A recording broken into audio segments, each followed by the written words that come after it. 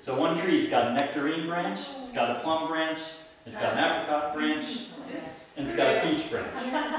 It's called a fruit cocktail. That type of tree you're probably going to want to have right near the house and pamper it and baby it. But as you go a little further from the house, you might have more like your dwarf apple, or your standard apple or standard pear.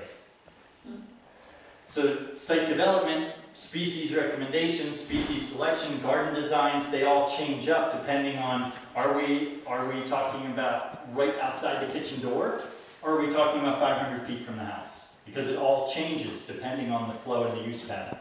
And those are zone 1. Sometimes zone 1 might be walking paths, which this type of site is going to have that type of zone 1. When you have little buildings that other people are staying in that aren't right in the main building, then those paths are also a place that you can be doing gardening opportunities. So like along these paths, maitake, shiitake, reishi, ginseng, golden seal, cohosh, all kinds of stuff you can be doing medicinal crops within your understory.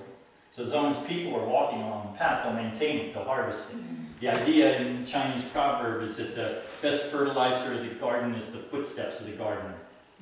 So without human presence and human occupation in these cultivated landscapes, we don't want to overdo providing a harvest. So if we're not looking at a place in the land where people frequent, then we're going to push more towards multiple functions that benefit things like aquifer recharge, biodiversity. Perhaps when we think about these biological indicators, which I'll come back to,